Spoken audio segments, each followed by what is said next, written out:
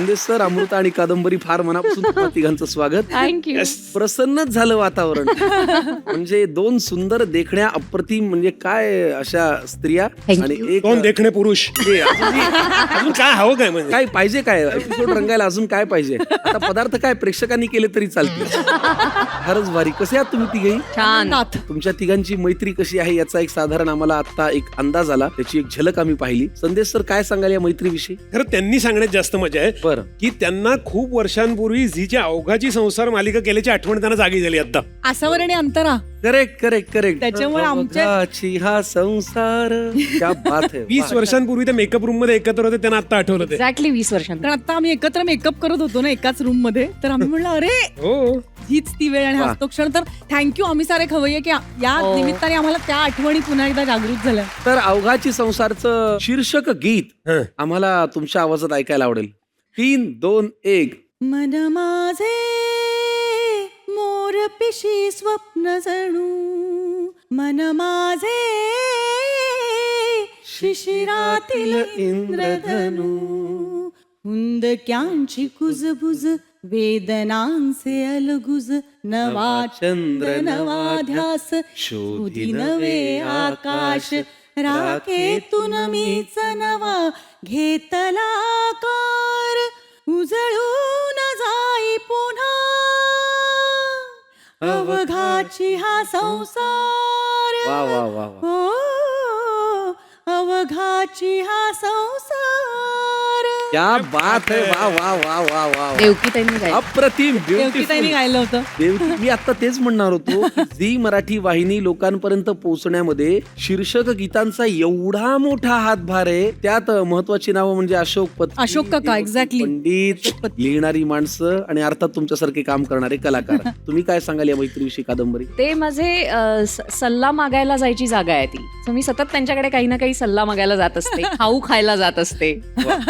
तुमचं हक्काचं व्यासपीठ आहे. अर्थात अर्थात. फार छान. मी तुम्हाला आमच्या या घराची ओळख करून देतो. हा. इकडे आहे आठवणींची पेटी. आठवणींच्या पेटीमध्ये फळांपासून फुलांपर्यंत, वेलींपासून लोणच्यापर्यंत वा. आणि गुळ पावडरीपासून ते तेलापर्यंत सगळं आहे.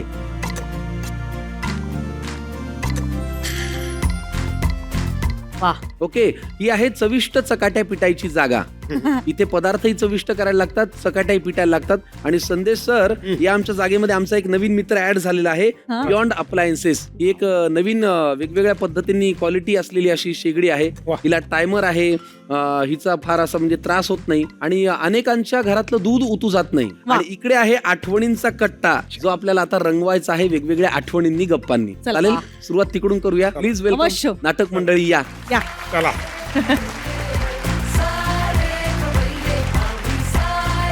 तुम्हाला भेटल्यामुळे मला एवढा आनंद झालाय. पण नाटकवाली मंडळी म्हणली की चहा आला. चहा घेऊया का जरा? हो चला. अवश्य.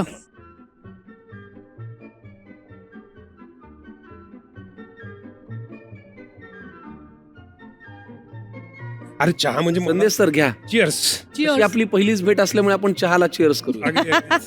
वा वा वा वा वा. तुम्ही तिघे एकत्र आल्यानंतर खाण्याची चंगळ असते, म्हणजे ठरवून काही पदार्थ ठराविक असा कुठला खाता, कुठे जाता, असं काही आहे? खरं तर करून खाण्यापेक्षा आम्ही बाहेर जाणं अनेकदा प्रेफर करतो. बऱ्याचदा कुठेतरी असे ठराविक काही काय आवडते रेस्टॉरंट. परवा एकदा एके ठिकाणी ते एक वेस्टचं कुठलं ते गेला होता तो. नाही, आमच्या तिघांचं आवडतं रेस्टॉरंट आहे बनाना लीफ, जिथे आम्हाला खूप आवडतं जायला आणि आम्ही ऑथेंटिक साऊथ इंडियन. अत्यंत आवडतं. कधीतरी बनाना लीफला जातो, कधीतरी चाट खायला जातो, असं आहे. कादंबरी खूप छान स्वयंपाक करते, कारण कार्तिकला तिला डबे द्यायचे असतात आणि असं सगळं असल्यामुळे मला स्वयंपाकघरात जायला फार वेळ नसल्यामुळे, पण मला आवडतो, पण मी फारशी जाऊ शकत नाही. वा. तिघांमध्ये गप्पिष्ट कोण आहे? जर असं आम्हाला नेऊन तिघांना बेटावर सोडलं तर आम्हाला काय, आम्ही तिघं बडबडतच पाहणार पुन्हा अनेक वर्षांनी सुद्धा. इतकी बडबड करू शकतो आम्ही. ही तुमची मैत्री झाली कशी? म्हणजे कुठे कुठे भेटलात एकमेकांना तुम्ही? मी आणि अमृताने एक फिल्म केली होती कुंदन शहांची, अच्छा.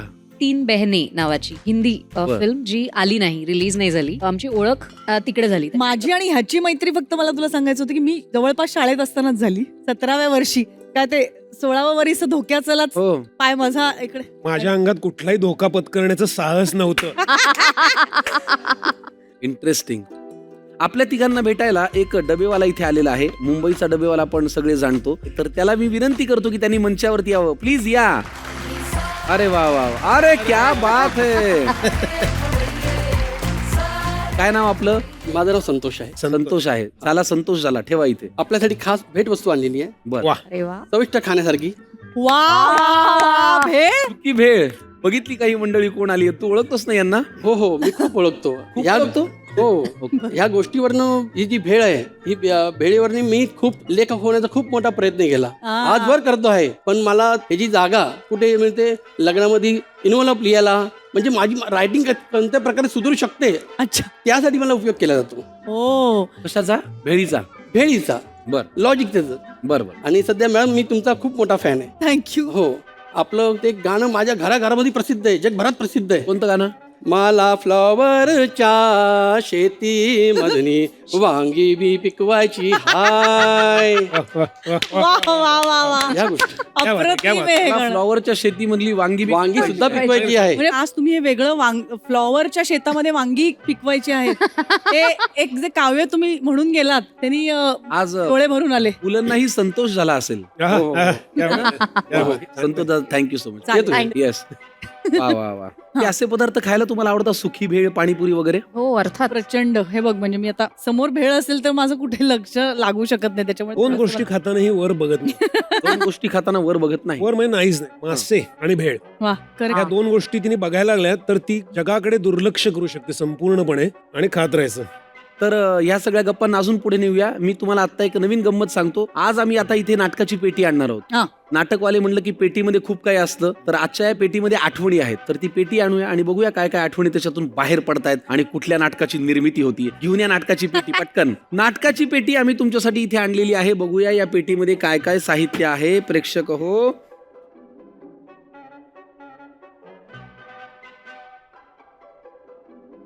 एका ह्याच्यात आहे खुर्ची आणि एका ह्याच्यात आहे अमेरिकन चॉप्सी. अमेरिकेत जाऊन खुर्चीसाठी भांडाभांडी झाली होती का? नाही नाही नाही.